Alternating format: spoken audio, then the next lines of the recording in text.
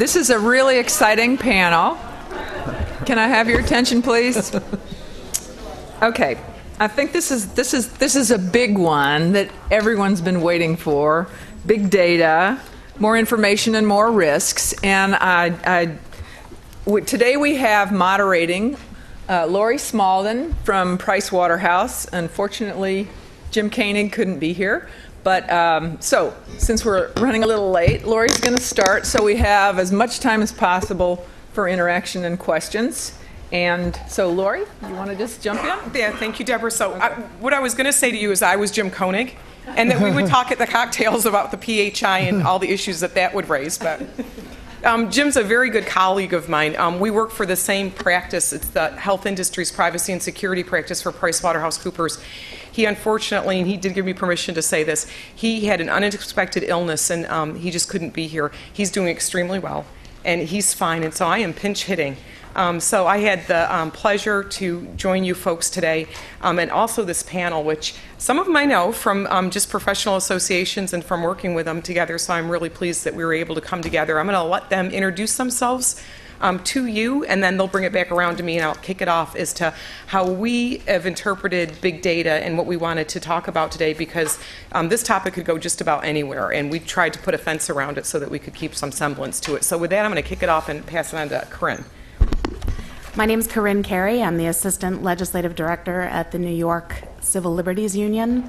I was sort of thrown into looking at privacy and electronic health records in 2007 when a Planned Parenthood affiliate that we work with sent me, at the time I was a reproductive rights attorney, sent me a white paper on consumer consent from the state to see if I had any comments about privacy issues in abortion care. And as I read through the state's white paper on consumer consent, I realized that this might occupy my time for a good amount of the next 5 years, and that the privacy issues that were raised by the state's paper really implicated privacy, medical privacy writ large, and wasn't isolated to reproductive rights. So I've grown in the position as my capacity to understand the issue has, and now I'm working on a whole broad range of civil liberties issues, but focusing on medical privacy now, and published this report on protecting patient privacy and strategies to do that, which is outside at the registration table, and I'll be talking a little bit about that. I'm Mark Rothstein from the University of Louisville School of Medicine. Although I am a lawyer by training, Georgetown graduate, happy to be back here, and look forward to participating. Hi, I'm Debra Bromson. I'm Senior Counsel, Commercial and Privacy at AstraZeneca Pharmaceuticals. Jim decided he needed a voice from the other side on the panel and coerced me to come and speak, but I've been involved with privacy now for about 10 years, and I've been an active member of the International Pharmaceutical Privacy Consortium, of which some of you may know. It's about the top 14 largest pharma companies participate, and so I'm here to represent and answer questions if people have about the way pharmaceutical companies are dealing with data in particular. Hopefully we'll talk a bit about research and access to big data. My name's Kurt Long, and I'm the founder and CEO of Fair Warning. Fair Warning is the inventor of privacy breach detection for electronic health records. We identify misuse of authorized access to protected health information. We have 170 enterprise customers that represent 900 hospitals and 2,600 clinics all over the world. Our customers tend to be either very large or kind of a who's who of healthcare. And then for myself personally, I travel throughout North America and Western Europe working with governments to help them understand the interrelationship between fraud and privacy breaches, as well as how to overall architect how to roll out the right controls throughout their systems as they look to kind of replicate what we've done here in the States. I'm Dan Barth Jones, but you can just call me Dan. You can see that I was a late entry to the panel. And I'm a HIV and infectious disease epidemiologist at Columbia University. And I also work in the area of statistical de-identification. How can we remove identifiers in a way that assures that there is a very small risk that individuals could be re-identified in data? When I was first brought into this, I think the thing that was exciting to me is the topic itself about big data and what does that mean. And we heard a lot about that in the opening sessions, but also I think it's a really diverse group, and they've got, we saw a little bit of that with Professor Rothstein and Dr. Jones. There's some differences of opinion, you might say, on how we all approach this. So I think it's going to be for a good conversation, and that's exactly what the group, when we met, when we were starting to stand this up and say, how do we want to go with this? That's what we wanted to do, was have a great conversation with diverse opinions, because then you get all different perspectives from it. So when we're talking about big data, what are we talking about? And what we're talking about is the health insurance exchanges and the ACOs and the electronic health record. And we were just heard a few minutes ago about how it's pretty like the wild, wild west. The electronic health record is so unregulated right now. And so there's a lot of good things that'll really, even great things that might come out of these ginormous databases and all of this information that's going to be circulating around. It should make healthcare better, the delivery better, probably be more cost effective in the long run once we get through a few things. But with that also comes the risk of privacy, right? And how that data is being shared and who has access to it. And so what the group thought that how we'd approach this, because we could go in any number of directions, is we first thought we'd want to talk about what's the risk, who's the most vulnerable to this. And I was at a different conference yesterday where I was a participant, and I was listening, and there was a physician who was speaking. He was great. He really believed in what he was saying. It was all kind of neat, and he was Mr. App. He had, there's going to be an app for this and an app for that, and held his phone, and he had, that you could have your, now this will tell you how non-clinical I am, but you could have your blood pressure, and you could have your heart rate, and you could have this, and you could have that, and you have all right there, and I'm thinking, I don't think I would want mine, like, right there on my iPhone. I don't want to know that much about, I just don't. And I could just see me in particular meetings where all of a sudden my blood pressure is like, and I'm like, or the phone rings and see caller ID and it's like, and I'm like, yeah, no, that's not for me. But he was talking about some other things where he was saying that it would trigger for you like you're a candidate for perhaps a heart attack, or if you've got a gene that's going to go awry and you could be, potential cancer. And I'm thinking, well, now that's kind of cool, right? If you had that heads up about that type of thing, maybe I would like that. And then he started getting into, when he put this house up there, about how we're going to get rid of hospitals, and those are his words, not mine. We're going to get rid of hospitals, and we don't need the doctors, and all of this, and it's going to be in your home. And he did. And it's going to be in your home, and that's for better health care because there's a high infection rate. And he was making a lot of sense, but he was really passionate about what he was doing. But then I started thinking about what this man was actually saying, this doctor was actually saying. And I'm very blessed, I'm fortunate, and I have a very nice home, and I live on the shoreline in Connecticut. And I'm thinking to myself, that wouldn't be half bad. I live 4 houses from the Long Island Sound. I'd rather be that than in Yale. Oops. Well, I was going to say my hospital's Yale, New Haven. It's a lovely facility. That came out of my mouth. I'm thinking, oh, mother of God, right, they're going to be in the audience. They're a great facility. I go there when I need to, but if I could be 4 houses, right, you're with me? However, I don't know, I know everybody. I'm not so naive to think that everybody's been as fortunate in life as I am. And so everybody doesn't live like that. And you think about how other people's circumstances are and where they live and what their resources are and what economics they have. And I'm thinking, I don't know, Doc, you got a few problems with that one. And so as he talked more and more about the data, because my head goes in that direction, and of course there's somebody in the audience that stuck their hand up, it wasn't me, believe it or not, that asked a privacy question related. And he said, well, what's the big deal? You use your ATM and nobody has any problem with it. And I'm like, okay, but there's something wrong there. But anyway, over drinks we can talk more about that. But that's where we want to start, about what's the risk and what are we talking about, to kind of level set us there. And then what we thought we would get into is the secondary use, which also came up today. Because you give your information and you give your data, and I happen to be of the opinion, this is Laurie Smaldon, this is not PricewaterhouseCoopers, that you don't always know where your data is for the secondary use of it. I don't think you always know. And I just have that belief. I know there's others that have a differing opinion. But where does that data go, and who has access to it, and what are they using it for? And to release some of my PHI years ago, I suffered horribly from migraines. It was bad. And my neurologist, changed diet, did this, did that, but he put me on a beta blocker that was typically used for high blood pressure. My blood pressure was perfectly fine, but there was a secondary use. And I kept, all of a sudden, out of nowhere, I'm getting all of this literature in my mail about high blood pressure, control this, control that. And I'm thinking, now how'd that happen? Right? Because it had nothing to do with my high blood pressure. So maybe it was that rotten pharmaceutical company that perhaps sold my data, or my physician. Deb will talk more about those people, but whatever, right? So things like that happen. So we thought we'd talk about secondary use and do you know and don't you know, and that would segue us nicely into informed consent. And that's interesting, because who's consenting what to whom, and then how deep do you have to go, and what do you have to tell people, you know, so there's a whole aspect there. And then if we have any time left, we thought we'd get into de-identification, because if nothing else, I really enjoyed Dr.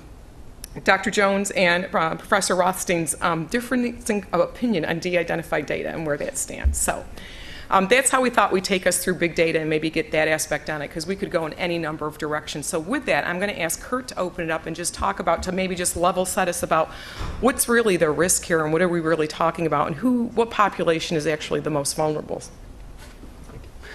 So when you do what we do for a living, you, in terms of detecting privacy breaches and the injury that goes with them, you wind up maybe seeing some things that you didn't imagine happen. And I'm about to share some of those with you, and some of them might surprise you. Maybe it won't. It surprised me. But before I kind of come in as kind of the henchman here to say, oh, here's all these bad things, I want to be really clear how it looks from our seat, and that is electronic health records are mandatory, and countries all over the world realize that we have to do this to serve aging populations that are geographically far-flung. In our hospitals, we just can't build them fast enough. So it's a given to me that you have to have EHRs. And I think the challenges that we're here today solving, I think that we're part of the solution, and that for literally a decade or decades to come, the work that's going on in this room will carry on and create value in patients' lives, and help politicians and save taxpayer money. And I just want to thank Deb for inviting us and putting on such a great show, Dr. Peel. It's impressive. So with that said, you know, what we have found, and you're not going to necessarily triangulate all this into headlines. You might see lost laptops and potentially 40 million patients injured, but that's always kind of, well, it's at the bottom of a canal, and you know, we don't know where the laptop is, and is there really an injury there? But it grabs the headlines about encryption. There's an underbelly in the context that our hospitals and clinics operate in, and that underbelly is that they hold vast amounts of protected health information, and I don't have as much visibility on the de-identified, so I'm going to stay out of that. There's other experts for that. But in terms of the data that our customers have, it's literally millions upon millions of patient details, and organized crime has recognized this. So for every celebrity snooping story that you see, there are all kinds of different persons being injured, and organized crime will try to entice and collaborate with personnel at a hospital to get access to that patient data in bulk. They take that data in bulk, and they do things like submit false income tax returns. And I encourage you to make just a casual inspection of privacy breach and false income tax returns, and you'll see that there's many public precedent already in this tax season that just passed, where 9,500 patients would have their identities sold. And the only way it was discovered is when the federal government told that taxpayer there's already been an income tax return filed in your name. They'll use that same data to create American Express and Visa cards. They'll use that same data to create false billings. So you may or may not have seen the headlines that within the last couple of weeks, the United States government announced a sting operation in which they arrested 107 people nationwide for a set of home clinics that weren't actually delivering that care, and in fact, in many cases, were paying those persons in their home kickbacks to tell the government they were. That all started with data that comes out of these health systems, and then and it goes on and on. So I'll just, everything you can imagine and a lot you can't. From our seat, we see it every day, every single day. And then who's vulnerable? It's counterintuitive. You would think at a care provider that the vulnerable would be cherished, right? Unfortunately, that's not what we see. Beginning with the most vulnerable, the deceased. The deceased are the most often taken advantage of because chances are there's no credit report. Children, There's not much credit monitoring on children. HIV, they're probably going to be inattentive to their financials. They might even be in the hospital. The elderly, the desolate and homeless, it goes on and on. Whoever is most vulnerable is who the bad guys target to take advantage of, because they're least likely to be paying attention to details. It even goes to the extent that they might even target people who are in the hospital. They know they're going to be there a while, to tip off a criminal element to rob those persons' homes, so they're not going to be there. So those are the kinds of things that we see every day. Luckily, we're involved with care providers that want to stop that. They want to make a difference, but they are operating in a very difficult environment where organized crime is highly motivated because finance industry's tightened up. It's literally, you have to think how a bad guy thinks. Running drugs has become more difficult and dangerous, and healthcare is this big untapped market where they can sell get a patient identity, get $1,000 for a tax return, and then get another $1,000 for an American Express card, and they can do it in bulk. So I'm eager to hear the panel's perspective today, and I appreciate you kind of letting me open it up. There's a lot of hope, though, so I hope I didn't. We're going to fix this stuff, and when we fix it, it will be a template for the rest of the world. I mean, we're literally in an era. We're going to fix this stuff, and we're going to look back 10 years from now and take all this for granted, and it really is going to make a lot of people's lives better. But for right now, we really do have some challenges that are serious. Corinne, do you want to jump in? Because I know this is right in your alley about in terms of those that are the most vulnerable.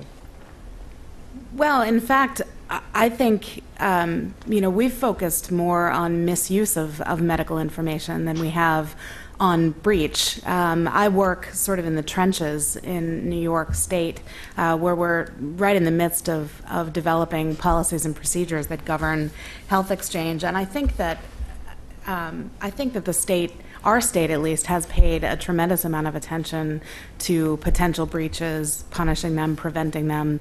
My concern is with misuse of medical information. I certainly think that Kurt's right that these are the vulnerable populations, but I think that not to take attention away from this part of the panel, but I think that we sometimes pay an inordinate amount of attention to breach and not enough attention to misuse. But the other thing that I'll say is that when we talk about informed consent, and we'll get to that question a little later, I think that informed consent becomes very important so that patients, when they're making the decision to share information about their health histories with providers, they understand that they're sort of entering into this realm of potential breaches that cause the kind of harm that we just heard about. And I think in New York State, at least, and in a number of other states, patient information is uploaded without patient knowledge or consent. And I think that's a huge problem that we have to address. And I want to talk a little later about the exchange that we heard earlier between Joy Pritz and who was it?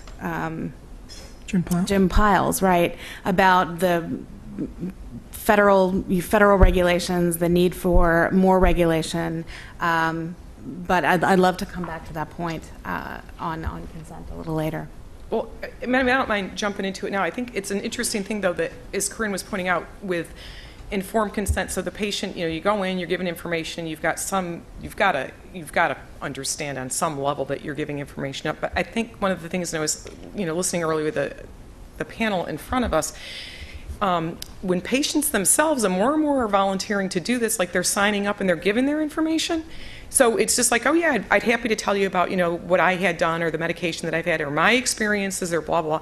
And I'm not sure that they really realize at that point that they're giving up any particular rights. I don't think, for the most part, and I'm not saying people are stupid, I just think that they're putting it out there and they don't necessarily think about what information are you sharing or what are you putting out there, and then how does that make you vulnerable? And I think it was Joy that said it, but somebody was saying that, nobody, and I'm as guilty as the next guy, nobody reads those, your agreement, click here and sign it. We are all just signing here and click to it, and I just think it opens up a whole new world of people not realizing, even when they're doing it themselves and they think this is a good thing to do to contribute my experiences with breast cancer or whatever drug that I was on. And it just opens up, and I don't think that they understand where it then goes to, and that gets us into the whole area of, secondary use, who picks up it and who uses it, and then around the informed consent. So Corinne, if you want to keep on that path, I think that's fine. Sure, I can speak to that, and hopefully Mark can speak to that as well. Some of the issues that we're grappling with, I'm sure other states are as well. They're around what informed consent actually means, the control that patients have in data segmentation, government access to protected health information with or without patient consent, and how to deal with errors, all the things that we've heard about before. A few years ago, I heard LaTanya Sweeney say something, and maybe she was quoting someone else, where she said that leaving discretion to the states to figure out how to deal with all of these issues was sort of like letting 1,000 flowers bloom. And LaTanya said it's more like letting 1,000 weeds fester. And that really stuck with me as I started working in policy development in New York. We've been grappling, for example, with the minor consent issue, when minors consent to their own health information and how patients or how their parents can gain access to that information. And we did a white paper and submitted it to ONC. And we were sort of begging ONC to issue guidance to the state so that you would require New York State, for example, to develop a solution, which in my opinion is a better handle on data segmentation. But we can debate that. And I sense that there was a reluctance. At that time, there was a reluctance to impose these kind of rules on the states, and then I heard it again on the panel that we just heard in addressing sort of the issues that were raised in Julie's story earlier on, which I'm sure we're going to be referencing all day long. She made sort of an appeal to the better judgment of healthcare professionals, and she said that just because the law allows it doesn't mean you have to do it. But I think that that's wildly optimistic. I think that, systems and states and regional health information organizations, they're going to err on the side of expediency, and we're already seeing that. And I think, as I said, there was an interesting exchange between Joy and Jim Piles that I think many of us would have wanted to see play out a little bit more. And I think the question is, why shouldn't the state or federal law prevent the kind of disclosures that we saw in Julie's case? Why shouldn't the law protect what people think it should? I mean, the people make the laws, and so it's ironic to me that that we sort of think that we all acknowledge that that HIPAA doesn't prevent that, and even our state lawmakers, when we ask them about regulating disclosures, they say, well, doesn't HIPAA take care of that? Because as we all know, no one understands HIPAA. So anyway, I think it's a question that was sort of left lingering, and that we should pay a little bit more attention to.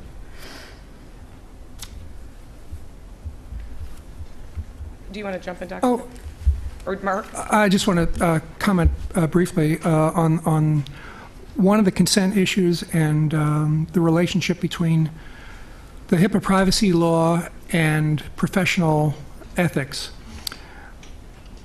The privacy rule was not designed to supplant medical ethics or the ethics of any other healthcare professionals. It was supposed to be the floor above which not only more privacy protective state laws could operate, but where healthcare professionals could act beyond the privacy rule. And I think one of the unfortunate side effects, an unintended consequence of the privacy rule, is that it's no longer the floor that was intended, but in many cases it's the ceiling as well. So let me give you an example. Before the privacy rule took effect in April of 2003, it was quite common that if you were seeing, let's say, your primary care doc, and he or she wanted to refer you to a specialist, gastroenterologist, cardiologist, whatever, you would sign what in those days was called a release, and you would sign that piece of paper, and that would authorize your doc to disclose your information. Post-privacy rule, as you know, there's no consent or authorization required for treatment purposes, and now it's quite rare, except in some states where they have state laws that mandate the signing of authorizations or releases. Now it's automatic that the doc sends the information to the second physician, sometimes before even telling the patient that I think you need to get a second opinion or a consultation from a specialist. So in the area of consent, as in other areas, I think we need to be on guard that there's a disconnect between the theoretical framework for the privacy rule and the way it operates in practice. And if it operates in practice to be the floor and the ceiling, I think we may have a problem. And it's unrealistic in that scenario to put great faith in healthcare providers going beyond what the privacy rule requires.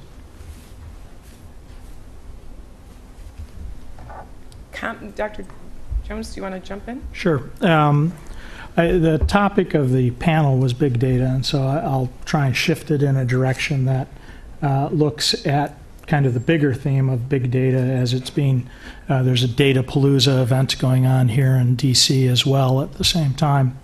And there is I think, a sense of excitement among many individuals about the extent to which the data that will become available as we continue to expand in electronic medical records can be used to create improvements in our healthcare system.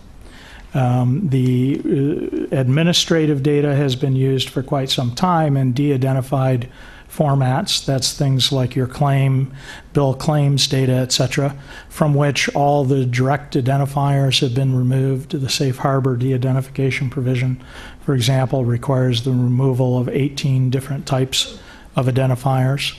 As an alternative, a statistician can occasionally include things like dates, provided that they've determined that the risk of re-identification is very small, or certain aspects of geography. Making use of that data for the purpose of doing medical research, making use of that data for doing healthcare quality improvement, making use of that data for doing health systems improvements is an exciting use, and yet at the same time there are concerns that indeed if that data is used, there really needs to be low risk of re-identification in those circumstances. And the current schema provides those two alternatives, either the removal of those elements or the determination of a statistical expert who's looked at the issue of how identifiable could this person be? Do they have unique characteristics within the sample data? And would those unique characteristics in the sample data map to unique characteristics in the larger population? And needing to determine that there indeed would be a very small risk of re-identification in those cases. So I think that's part of the big data theme, is the idea that indeed there are a lot of very exciting uses. And we had discussion during the previous session in which it was indicated that people, when polled, had a negative view of the use of their de-identified data. And I think one of the big issues there is how were those polls done? And were people well informed? And I think here's where there's a real challenge. As I had indicated during the previous discussion and would reiterate now, I think that in actuality, everybody in this room has repeatedly benefited from the use of your de-identified data. And yet we're in a position where there are very few, if any, re-identifications that have ever occurred that weren't performed by scientists trying to prove that the re-identification was possible. So in comparison to that larger story that we get about the use of PHI and how people are using it for identity theft, and routinely we hear about breaches on a regular basis. Certainly, I think to focus heavily on de-identification as perhaps where the challenge is really misses the big picture. Obviously, we have things that need to be done in terms of the protection of the identifiable data, but there's no real evidence of any sort of threat against de-identification that's been put forth that wasn't a demonstration attempt just to show that that's a theoretical possibility. And I think post-HIPAA, there are substantial changes that dramatically, thousandfold verified analyses to say this reduces your re-identification risks, not twice as much, 10 times as much, 100 times as much, but thousands of times from what the risks would be if your identified data were out there.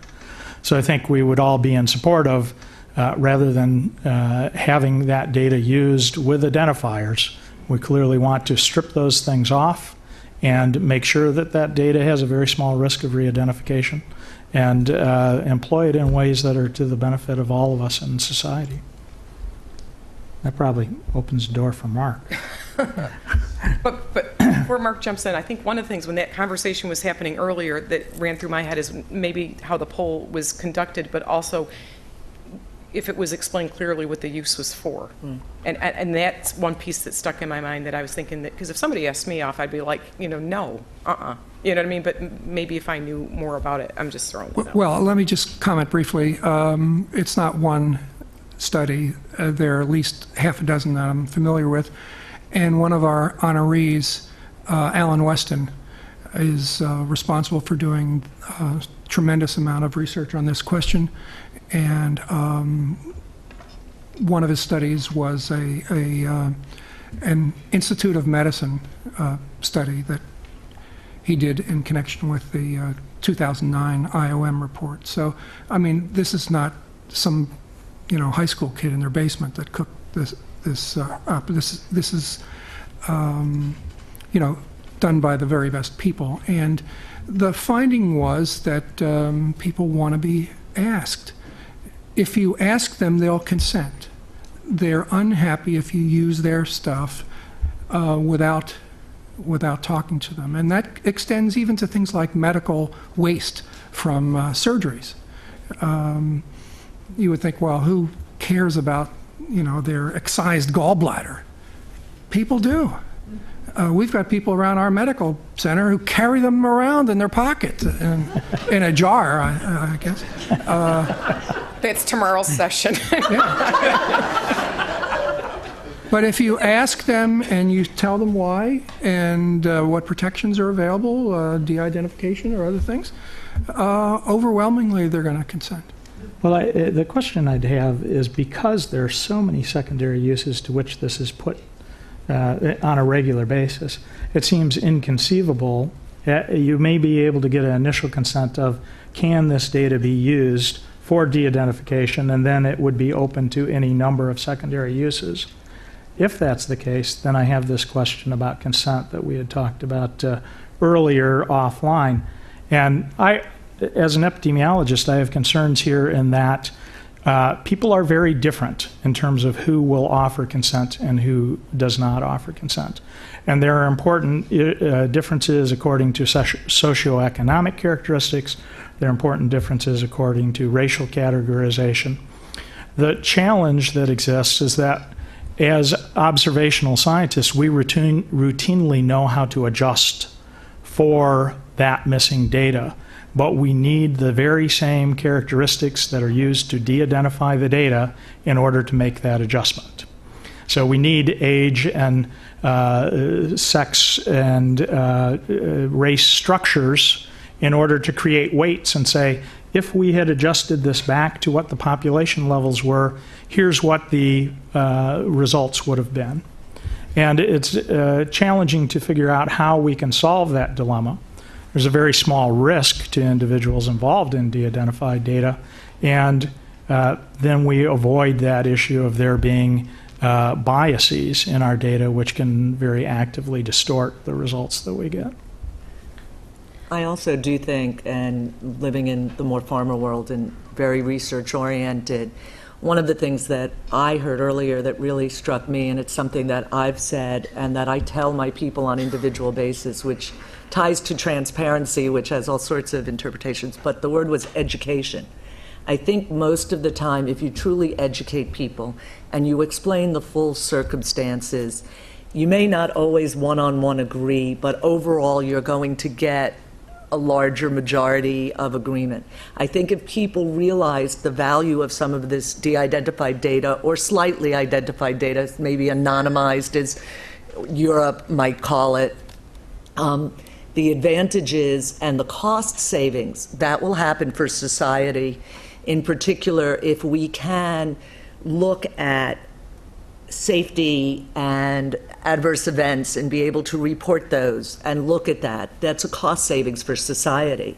If we look at targeted medicine and personalized healthcare, which is a move because, that's the way drug development is going. There is a benefit and a cost to society by not having that. If we can't communicate with doctors because we don't have information, and there is something that's life-saving for somebody, and I've had this conversation, what if you can't go to a doctor and let him know about a new medicine for a rare disease, and you're trying to go to the doctors who serve that population, not just send notes to everybody because you can't try to target based on generalized patient, aggregate patient population who they serve, and you're not getting that information out. Is somebody missing a life-saving cure?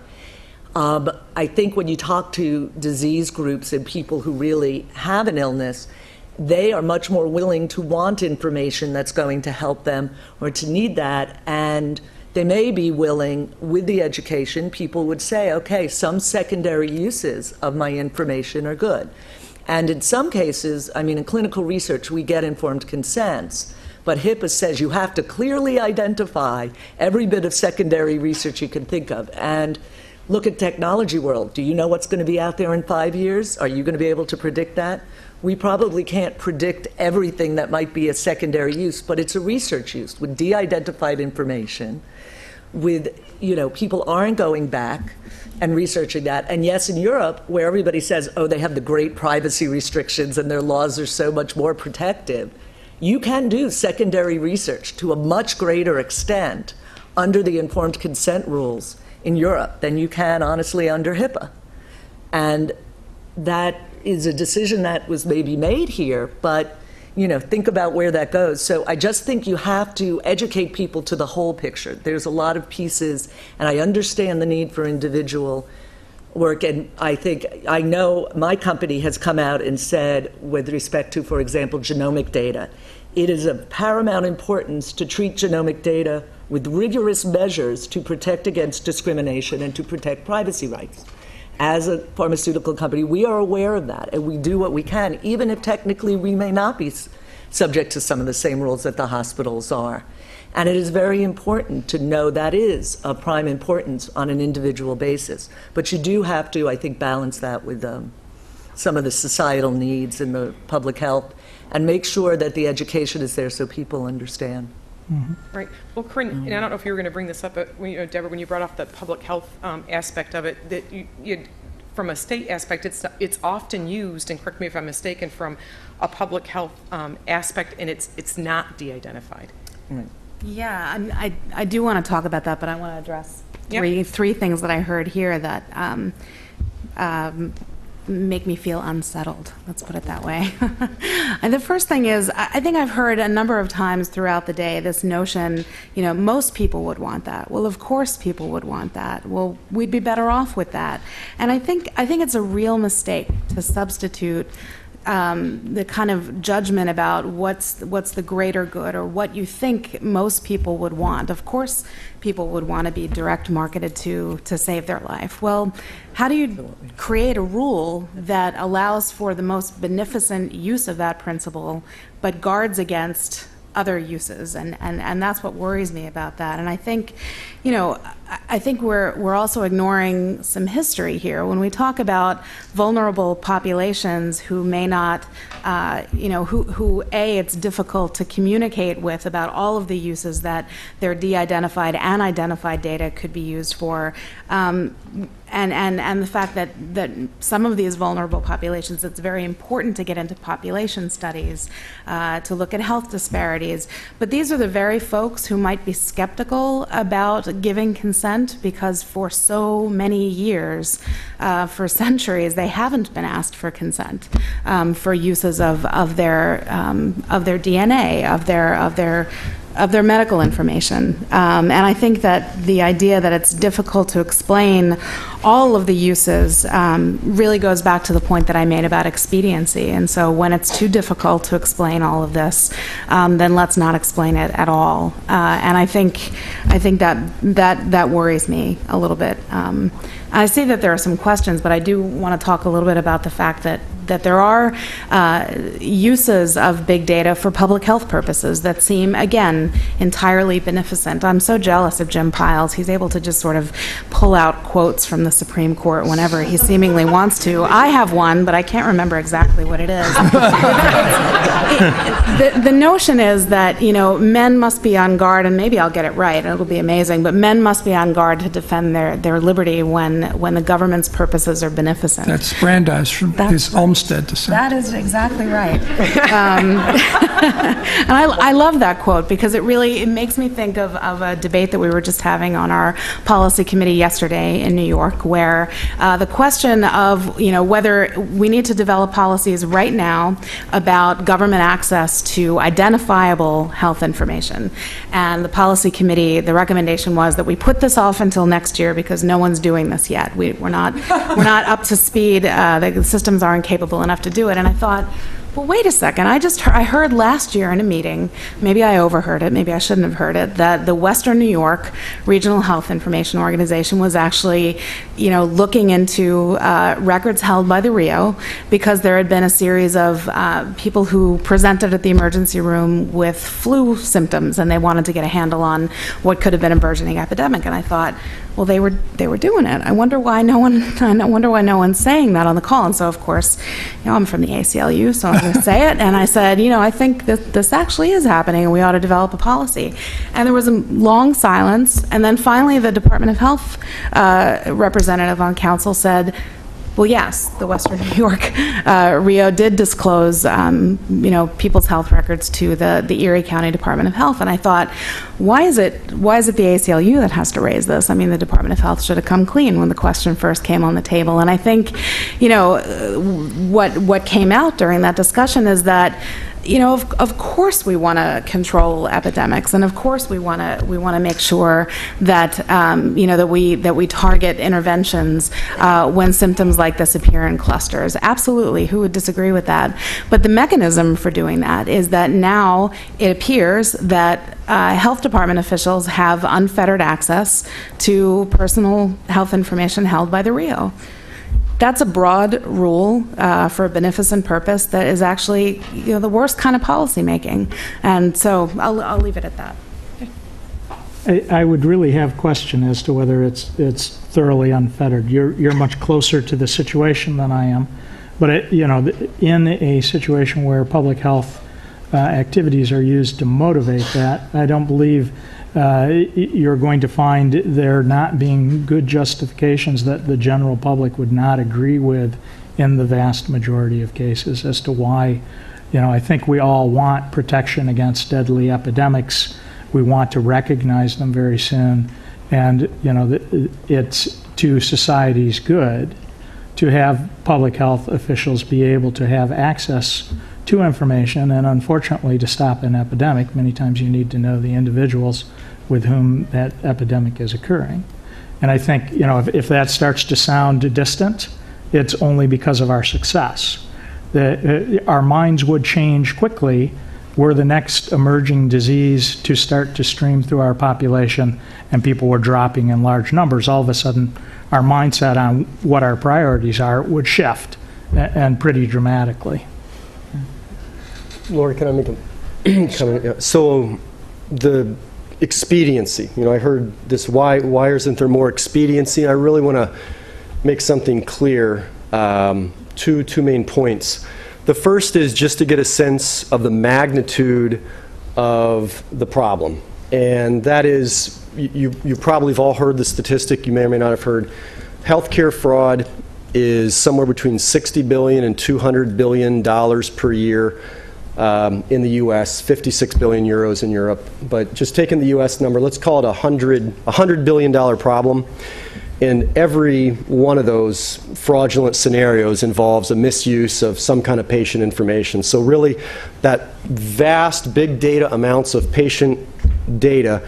It's the currency of a $100 billion problem. And in other words, every 3, 4, 5% of healthcare dollars spent in the U.S., 3 to 6% of healthcare dollars is fraud. Yeah? And I mean, this is well understood data. You can go look at many, many sources. And as a comparison, so let's look at the finance industry. In the finance industry, in terms of fraud, when it comes to credit card services, they're measuring fraudulent activity in the credit card services as hundredths of a percent or thousandths of a percent.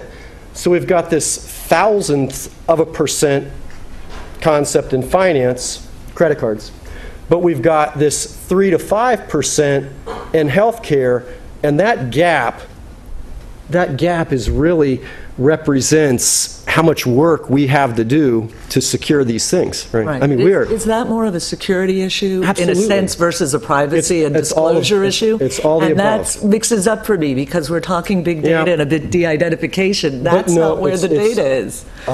Maybe that's, my customers, I have customers who have millions upon millions of identified data. Right. That's who I deal with. You guys have de-identified, and that's part of the conversation, but on the identified data, it is what it is. I mean, they have millions upon, even how many, for every person in the United States, they have electronic data, and it is the currency of fraud. That fraud. And so why is there no urgency? Because, you know, how could you spend 3 to 5% of an industry that's got 17% of GDP and not have urgency, right? But if your credit card number gets misused, I can tell you I'm worried. And my Visa card, man, you know, they're worried. They're watching this thing. The merchant's worried because we all have a direct vested interest in that fraud. In healthcare, when the data leaves and it's misused, it happens somewhere over there. And we're not aligned. You know who absorbs it is, you know, the payers, the government and the big payers, but it happened over there. And I didn't have to pay personally more. And my care provider, it didn't necessarily hit him unless it was a breach in the paper. So if we're looking from a big picture point of view, we've got a massive problem, is the truth of the thing. Now, how are we going to align the interests of the government, the payers, the providers, and the patients to stamp out fraud and misuse of data? You know, so I just want to make sure that point's clear before we go too far here. And Laurie, I do want to, Corinne, I want to kind of clarify, I don't want to use the word correct, although it kind of would be correct, a statement you made about direct marketing. Since 2003, the International Pharmaceutical Privacy Consortium came out with a statement about direct marketing to consumers by pharmaceutical companies. And I can vouch for my company and for the big pharmas that we do not do direct marketing to consumers unless they have provided consent, either to us by opting in, and there are opt-ins anytime we ask for data from any consumer directly, or if the consumer has given consent to another group, a WebMD, a MedManage, any of those kind of companies, to provide information from their partners to them. So many times a consumer may get an email and the address will be from WebMD, and it may be about an AstraZeneca product. But that consumer has consented for WebMD to provide that information, and the opt-out for not getting that information would go to WebMD off of their email and off of their list. But if you come to me and say, I want information, I will send the information you've asked for, and by company policy, it must say, do you want more information about this product or this disease state? And we will not market to you directly from AstraZeneca that marketing. Now, you may say, I get something about a product from my pharmacy. Well, and yes, the companies may pay for some of that, but again, we don't get patient identifiable information. We don't know who those letters go to. We do not have those lists. We will not ask for them. That is also policy. And the pharmacies are the ones getting the consent as part of treatment or whatever under HIPAA they want to get that information out. So I know you worry about direct marketing, but I just want to clarify, at least from the side of the pharmaceutical companies, how that is handled, at least by the big pharmas who have signed on to the IPPC rules. Mark, did you want to make a comment, and then I want to get... Yes, I just want to get this in before we open the floor. and that is I want to tell you about what I consider to be the most important health information privacy issue that nobody discusses. And that deals with the issue of compelled authorizations. There are 5 ways in which PHI is disclosed, right? There's treatment, payment, healthcare operations. There are the 12 public purpose exemptions in subsection 512. And then there are disclosures pursuant to an authorization. There are many entities that have economic leverage over individuals who require you to sign an authorization if you want to, for example, get a job. So we studied these authorizations, and just let me give you some big data figures. Each year in the United States, there are 10.2 million compelled authorizations for employment purposes, 550,000 in individual health insurance applications, 6.8 million in individual life insurance applications, 200,000 each in long-term care applications and individual disability insurance applications, 1.5 million in disability insurance claims. You file a claim, they want to know what your medical history is. 1.3 million in auto insurance claims, 1.7 million in Social Security disability insurance applications, SSDI, 1.5 million in workers' comp claims, 600,000 in veterans disability claims, and 300,000 in personal injury lawsuits. That totals over 25 million. These are lawful disclosures, and the purposes that I listed, these people all do need your medical records. They're not going to give you SSDI without seeing your medical history.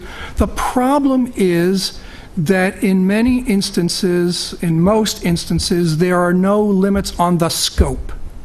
So in the 10.2 million employment applications, the only limitation is since 2008 with GINA, you can't get genetic information. If somebody could figure out what that is and how to prevent them from sending it when they send everything normally. These are people who lawfully get the information, who have a lawful need for the information. The privacy problem is they don't need everything. And as we go increasingly to EHRs and EHR networks, we're talking about comprehensive longitudinal records. They're your college health service records, they're somebody's mental health records, they're somebody's reproductive health histories that may have absolutely nothing to do with the reason that they're applying for coverage for their broken arm from a car accident. How do we deal with that? And one of the reasons we don't talk about it is it's so complicated. It's not about HIPAA.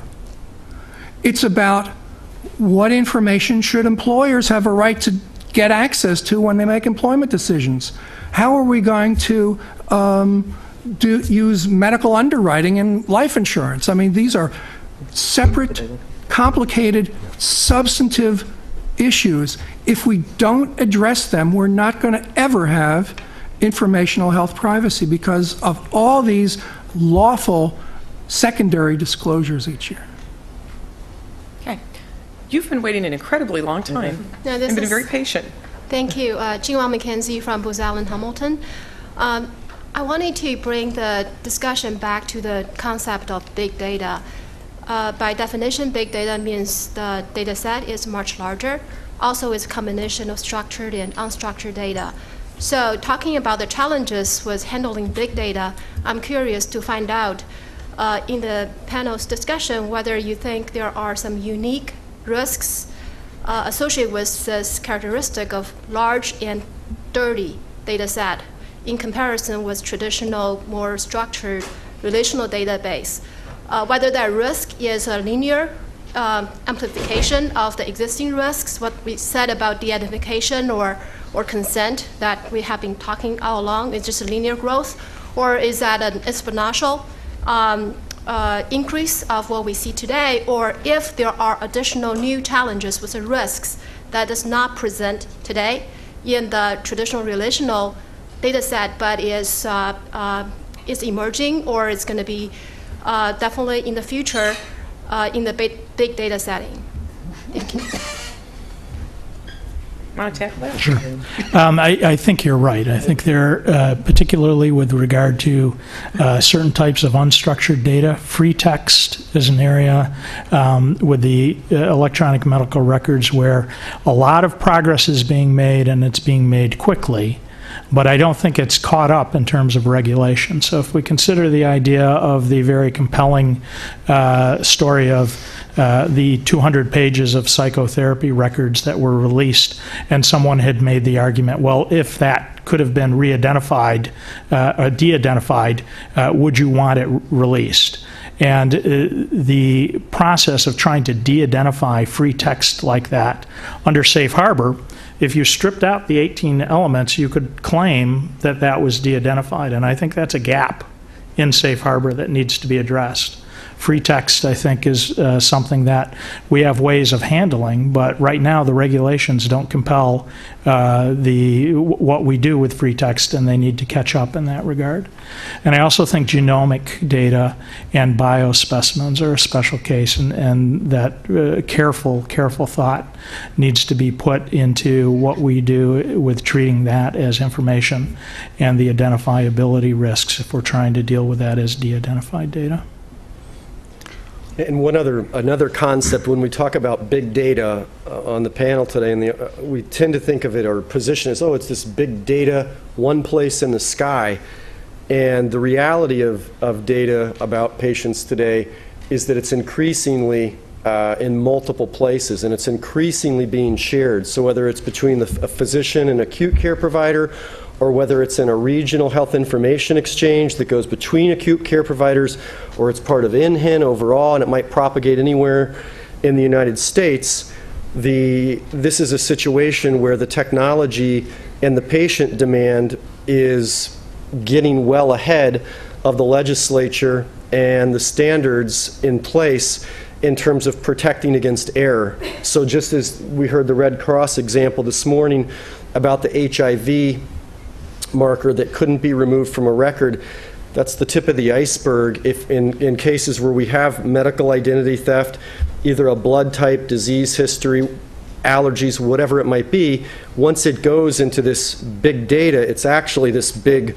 interconnected quasi-federated model of data. And now, how do you dial back the errors? This is uncharted ground. Yeah. But I think in the previous panel they made that point, right, where they were saying that electronic health record, I mean, once it's out there, it's out there. It's not like the paper record anymore where you could potentially get it back. I also wonder about the utility of trying to imagine or quantify harm. You know, if you sort of say, well, what could the harm be? And then if you can't identify the harm readily, then there is no harm. And I'm not so sure that that's the right calculus that we should be using when we decide that it's for the greater good to use either de-identified or identified data. I think the question should be more about, as hard as it is, about public education and consent again. Thank you. Thank you. Yes. So you have spoken about transparency and education as if somehow they existed independent of the larger societal factors. In terms of education, 40% of the nation rejected Darwinism 4 years ago. As of a few days ago, it's now 47% who basically deny science. How the heck are you going to teach those people about epidemiology and risk and public data? You speak of education, and yet it exists in a context of pharmaceutical companies making money on this and various advocacy groups making money on that. And every disease has their own advocacy groups distorting the data their way and the like. The idea that we can create a statistically knowledgeable nation that could appreciate epidemiologic and risk ratios and all of that, I think is overly ambitious, especially given the context of all of the political and economic forces. I mean, my God, I checked the New York Times a few minutes ago. In California, they can't convince the people to go for the vote for anti-tobacco for $1 on an additional cigarette. It's now a 50-50 split. And I don't know if there's anybody in the Western world who doesn't believe smoking has some deleterious effect on you. We kill 425,000 Americans every year from it. The second point was transparency. So I'm a HIPAA officer and PI at a university. I've taken all of the. HIPAA is as opaque to me as to anybody else, and I'm certified all over on that sort of thing. And when I've done research on it, it's, as I said earlier, it's a Rorschach. The HHS thinks that somehow if we give transparent information about best mortality and morbidity adjusted data for hospitals, that the next time I get a heart attack, I'm going to whip out my laptop and a wireless card and check on age adjusted mortality rates for the hospitals near me. This is fanciful. So when we speak about transparency and education, I think we have to recognize that they exist in a very circumscribed situation that bears no relationship to free access to information. Thank you. Well, I have to say, go ahead. I agree with some of the points that you raised, but I think it's a very dangerous notion that you posit that just because people, don't subscribe to the, that they're stupid, that they have no right to have the, I didn't say they don't have not a that right. they don't have a right. That I don't want to oversimplify my objection to what you're saying. I think it's a dangerous notion to say that because people are difficult to educate, that we have less of a responsibility to do it. Well, I think more of my point is not that they're difficult to educate, but that education takes place in a very heavily politicized and economically unbalanced way. And so, theoretically, I don't think more people have been reading The Origin of the Species or Descent of Men and have found objections. I think they've been subjected to a juggernaut of information that's deceptive. And it's a pretty common knowledge that the ACLU's position on speech is that in order to count bad speech, we need more speech. So I don't disagree with everything that you're saying. I just think it's a dangerous notion. Yeah, and I think in today's world and the information out on the web, there is so much ability for people who really don't have all the information to put out whatever they want. To me, that could be leading to some of the Darwinism. But if you're restricting the speech of the people who might actually have some of the information, that could be more accurate, but then you're letting everybody else go out there and put out inaccurate information, how are people supposed to know? So I agree with you, you can have bad speech, but you should let all the speech out there, and I think that's part of the understanding of what are people doing, and people have to choose who they're going to believe. Well, I mean, I've done that with my kids. When they first started going out on the web, my daughter went on to one of these chat sites and said, I'm talking to some actor. And I said, no, you're not. That's somebody who's faked their identity. And she refused to believe me. And so I went on and set up an account in an actor's name on that site and said, I can now type to you and say, I'm so-and-so, and here's my account. And she couldn't believe it. She was about 10, 11 years old, but it woke her up that this is what's out on the web. And those are the lessons sometimes that people have to know. But you can go out there, and so I don't think you should say no education. I think getting the accurate information and hoping people are going to believe you is going to be helpful. And I mean, I work in a very regulated world where certain information can go out and certain information can't go out. And I can't tell you how many times I can go out and look at one of the products I support and see something somebody wrote about it that we could all tell you was wrong, but we're not in a position to be able to go out and counter that. Yeah, so there is that information. So ultimately, how do we find ways? And that's part of, I think, some of it. But you're not going to convince all the people all the time. And even if you, I think one of the things that struck me about what you said, even about, cigarette smoking, right? People are still, they could be as informed and knowledgeable about it and still make the decision that I'm still going to do this. It was the vote as to whether to add on a dollar tax, not to convince people to stop smoking. That's a different issue. And I'm not speaking against trying to educate people. I'm saying that with Citizens United and the like, the ability to educate in a rational, fair, and balanced way has been to some degree stolen from us. That's all. No, I don't fully disagree. I don't fully disagree with that. Let me assure you. But Yeah. Sir? Hi, my name is Neil Lehrer. I'm from HHS, Office of the Inspector General. So I was sitting here this morning listening to ONC and going, am I going to say anything? No. Not necessarily. And then this came up and I saw risk and I'm going, well, I'm going to probably direct this to Kurt and a little bit to Corinne. And of course, PwC, accounting firms Hey, always I'm know. just pinch hitting. Leave me alone. Okay. Accounting firms always have positions on security one way or the other. And then Debra turned on Kurt and goes, but that's not privacy, that's security. no, but some of it is. I'm not saying there's not a privacy element, but Yeah. And what I really want to ask, beyond that, you can't really have, in an EHR world, in a computer world, you can't have good privacy without good security. I don't disagree with that. Okay, so, and Kurt's absolutely right with his statistics because they come from us. When you see it on You notice on I gave a 60 little Minutes, range you'll there. see one of the assistant It is very inspector generals talking about Miami and taking down all these people. Oh, yeah. And medical records is the last easiest place to steal and make money, and the Russians love us. And because it's worth it so much, before you had to. You said the pay last easiest place? The last easiest place? Oh, it is the last Still easiest remaining. place. Other things is tightened up. Easy. Yeah.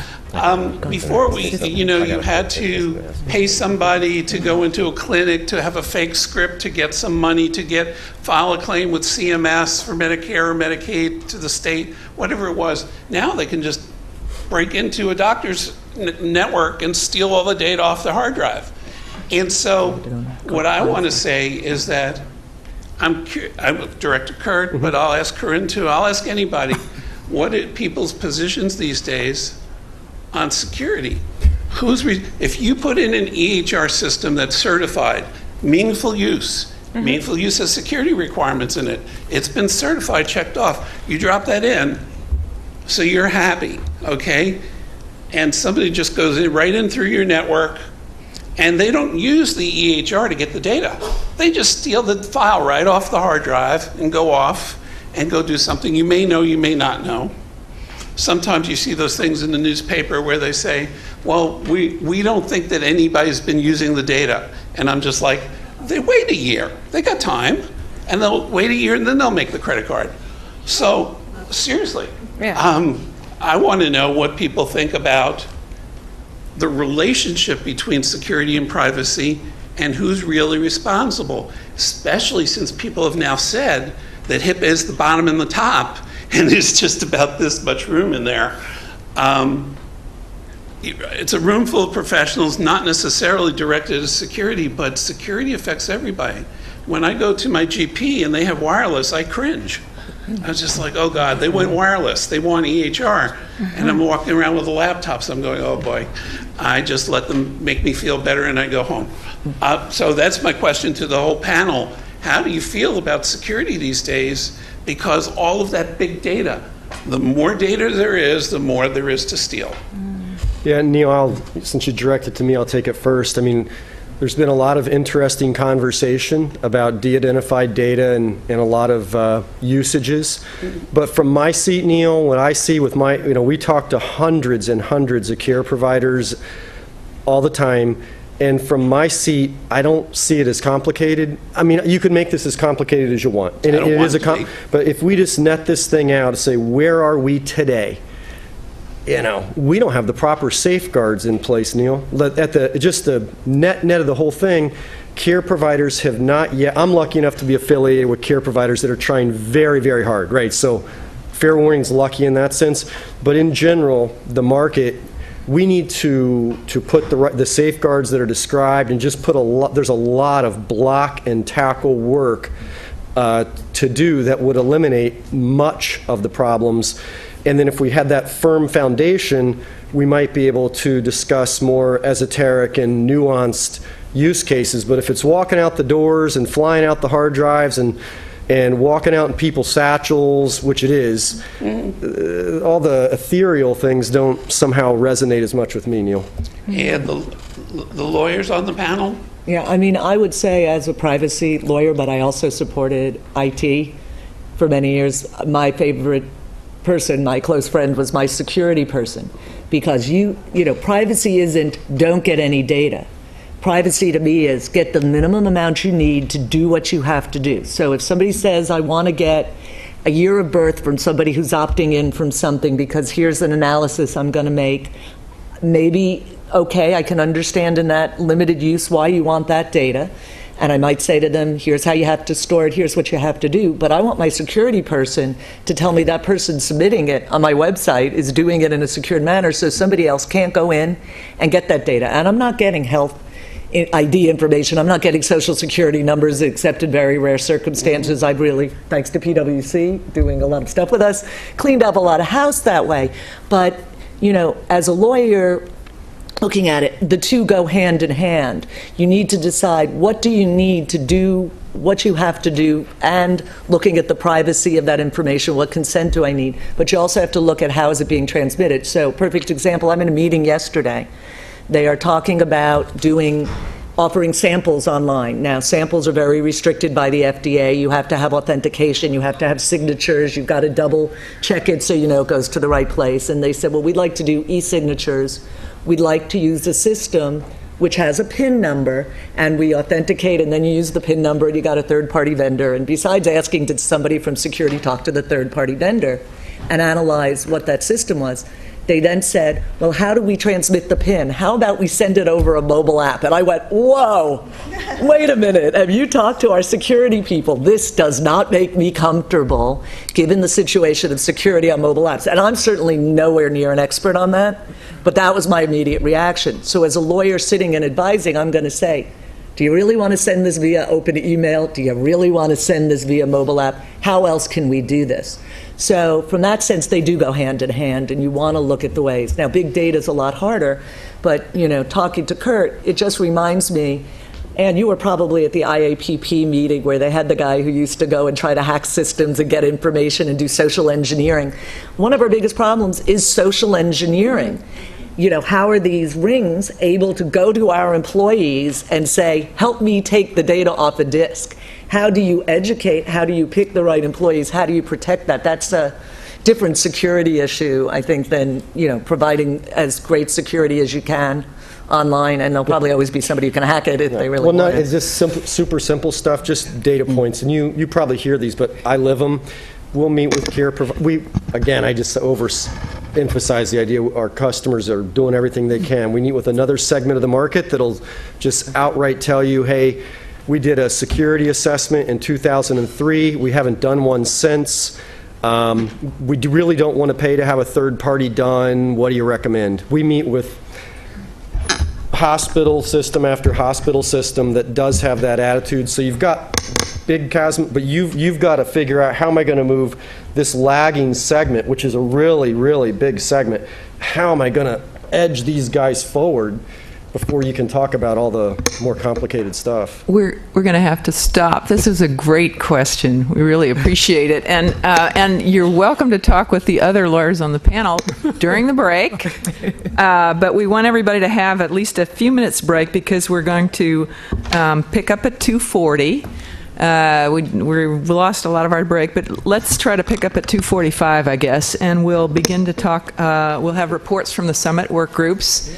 And we've got some other really exciting things for you this afternoon. You have to come back to hear the 3 best privacy technologies of 2012. And then we're going to have a closing keynote from Ross Anderson. And everyone talked about the differences between Europe and the U.S. And Ross has some very interesting things to tell us about what's been learned from his perspective in Europe. So we'll adjourn till for till 2:45. Thank you. Didn't work for anybody. Tried. Lost. Nothing wrong with that. It was great. It was. It worked well, yeah.